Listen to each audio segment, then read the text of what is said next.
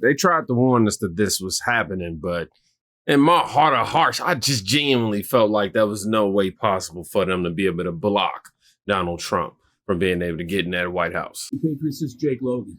Enjoying my quiet time here at the gym before the New Year's rush. After that's going to be crazy. But let's talk about the inauguration real quick. We got about 26 odd days before President Trump returns to the White House. Right now, Joe Biden is on vacation supposedly out in the Caribbean. But we know that Obama's in charge. He's running the show. He's going to do everything he can to destroy this country before President Trump's return to the White House. Right now, we need prayer more than anything else. Keep your head on a swivel. America has never been in so much danger as we are right now. Okay, so this is Trucker Jake. God bless President Trump. God bless MAGA America. And y'all hang in there. I'm gonna let y'all know right now, the Democrats ain't going down quiet at all. They're not going down without putting up some sort of scratch, some hissy fits, some fights. You already see the mainstream media in panic mode, and these politicians who are acquired by the deep state are definitely in limbo. In addition to that, legacy media hosts are questioning whether they will have a job after January 20th. You know, the ratings are going down, but somebody said, I couldn't agree more, Brother Jake. America is in danger because we are vulnerable, and Obama is an evil man that hates our country. He will do everything in his power to destroy it. My prayers are nonstop because we all know that Obama is the one truly the puppet master behind the White House right now. You're seeing a shell of a man by the name of Biden, and we almost had another person installed by the name of Kamala Harris. But I feel like he hit this right on the nail, man. It's 100% truth. Somebody said, except they don't believe for a second that Obama is the mastermind. Ooh, key player, yes, but hardly the leader in his opinion. What do y'all think in the comments? Let me know ASAP right now. Now, somebody wrote, we're not doing this again. 8 years ago, days before Trump's first inauguration, falsely claimed America would face a pandemic. Now, days before Trump's second inauguration, there's a warning of another pandemic, this time the bird flu. No way. Americans are wiser now. Now, this is me just reporting the news that we have at the moment. I'm not saying anything is fact or anything. YouTube, look, okay, I'm just here reporting. I ain't making nothing, no official claim. Show mutations that could make it easier for this virus. Wow, you just gonna interrupt me like that? Concerning new CDC report on the first severe human case of bird flu in the U.S. Samples taken from a patient in Louisiana show mutations that could make it easier for this virus to spread from person to person. Now, right now, there's no evidence it's been passed along to anyone else, and the CDC says risk to the public remains low. But experts warn a single mutation like this could potentially lead to another pandemic. The virus may mutate and become more easily transmitted person to person. So the more this virus circulates and specifically co-circulates with human strains, that's going to increase the odds of the virus evolving to more human-to-human transmission. And that of course, could signal another pandemic. Joining us now is Dr. Deborah Birx. You may remember her as the response coordinator for the White House Coronavirus Task Force in the first Trump administration. We are very fortunate to have your expertise as we try to figure out what's going on with the bird flu and what it could mean. So far, 65 human cases of bird flu have been reported in the U.S. this year, all contracted by animals. But now we have this new mutation in Louisiana. How worried should we be about bird flu potentially becoming another pandemic? Well, I love the way you said 63 cases, because I have no idea how many cases there were or are, because our number one principle in preventing pandemics is detect. And if you go to the CDC website, you can see that they're monitoring more than 10,000 exposures, but they've only tested 530. What does that mean? That means we're not testing enough. And we know from other viruses that a lot of the spread can be asymptomatic. So we're kind of have our head in the sand about how widespread this is from the zoonotic standpoint, from the animal to human standpoint.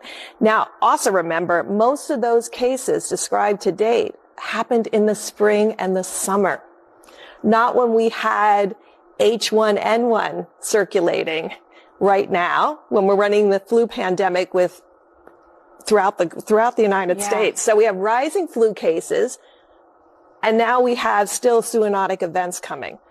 So now you've set up for potentially a farm worker getting H5N1, also getting the current flu strain, and reassorting in that individual. To me, that's almost a bigger threat to these mutations happening in individuals over time. When you say reassorting in that person, what does that mean? Okay, so the H5 virus, which doesn't adapt too well to our upper respiratory tract and is preventing us from getting infected, but it's infecting cows and pigs and cats and dogs. So our flu, which has the binding sites for us, for our nasal passages. Viruses are very specific. And so they're very animal or human specific. Now we have human flu circulating. At the same time, we have this zoonotic flu circulating. All I gotta say is, look, man, we're not going through this again. We're not doing this again with y'all, okay? Y'all had y'all chance with this, and okay, you succeeded, okay? But now, no, this time around, we're not making it happen. We already let that map. It was bleeding, okay? That thing was bleeding red. It was a red wave. If you was somebody blew you, I just hope you ain't drowning that thing. But send these idiots to prison. You know what I'm saying? Like, come on, dog. Like, what are we just, they trying to contaminate the air before this guy, comes in office. Somebody said it's a DL government overthrow. Somebody else said it's here and it's been spreading. Wiser.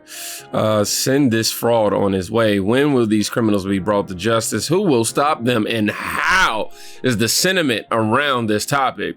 But Shipwreck came through and she put the nail in the coffin for us and read through all the loopholes of it all and explained it for us. Well, at least for your boy, in elementary terms. Not literally, but I'm just saying she explained it in a way that you'll be able to understand and also see why the panic and everything is starting to happen from us. I'll even read her caption. Not the hell trying to create panic, chaos, and despair a day after Christmas. Can Congress stop the inauguration? Yes, but the likelihood of it happening this far in the game is almost zero. If they were going to interfere, they would have made moves a day after the election because it has to work its way through the courts, and that takes time.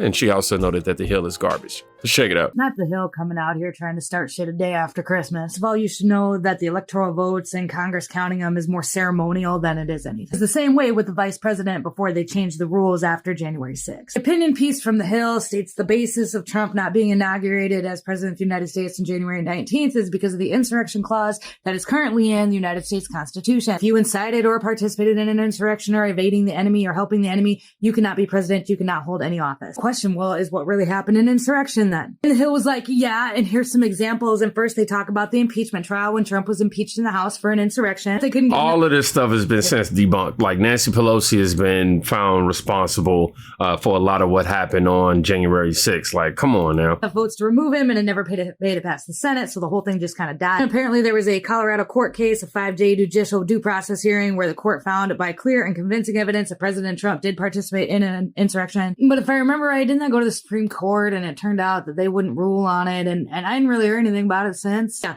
the court did not address the finding that Trump engaged in. Like the whole thing just kind of fell. And then the last one that they talked about was the bipartisan inquiry of the House Select Committee, the J6 committee, which in and of itself is under investigation now because of all of the things that it did, like lying under oath, fabricating evidence. There was a lot of stuff. Hoosiers, they say you need to act fast because new Congress is going to take its seats on January 3rd, saying that old Congress needs to get on the stick and do it now before January 3rd when new Congress comes in. Well, even if old Congress came out and said, look, we're stopping the inauguration, new Congress could easily overturn it. So I'm not really sure what they're trying to achieve with this article, which brings me to my next point. When you read through this article, it talks about all kinds of things and it's using like big words and all this stuff. And they do this to confuse you. Use this basic bold ass headline to get your attention. And then you try to read the article and it doesn't make sense. And a lot of the things that are in it are very fluidly factual, like the J6 stuff. They didn't talk about how the J6 committee is now kind of an inept committee, right? The whole thing has been disbanded and disbarred. They do this kind of shit to scare you and to stir the pot. Here's what X. So X has this feature and it's called Grok. And what you can do with Grok is you can plug in the link to the article and you can say, hey, can you explain this to me like I'm 5 years old? Literally. Like, how are they going to be able to stop this? Because I thought all of these court cases, you could just put it all in. Grok's like, you know what? I got you. Here's how it laid out. And so what I'd asked, I said, can Congress stop the inauguration? And Grok had said, well, theoretically, Congress could attempt to block Trump's inauguration under extreme circumstances, such as through a legal interpretation of the 14th Amendment insurrection clause or by refusing to certify the electoral votes. The practical and legal hurdles making this very unlikely. The process for inauguration is well established, and without clear legal consensus or legislative action, Congress is not poised to legally or practically prevent Trump from being inaugurated on January 20, 2025. Essentially, if full Congress was going to do this, they would have had to have gotten on the stick already. Like, they would have had to do it literally days after the election, because this would have been a court hearing and court proceedings, and then it probably would have gone to the Supreme Court. Then it would have got held up in appeals. I mean, there's no time for any of that, especially with new Congress taking its seat on January 3rd. That being said, this article is fucking everywhere and everyone's freaking out. Like, don't freak out, just to grab your attention. This is what mainstream media has been doing for a long time. He's probably going to be inaugurated, and then he's probably going to buy Canada and the Panama Canal. Oh, Greenland. He's also going to buy Greenland. World peace. Who knew it would end up like this? Yeah? Who knew? Now, it's important to note this about the January 6th committee. They did not use full testimonies. They played shortened clips of testimonies. And when they failed to make their case, or, would I say that the J6 committee went through the process of cleaning up any loose ends that might lead back to people in Congress like Nancy Pelosi, they more than likely destroyed the evidence. And if some people who were innocent were destroyed, the J6 committee was okay with that because they were MAGA.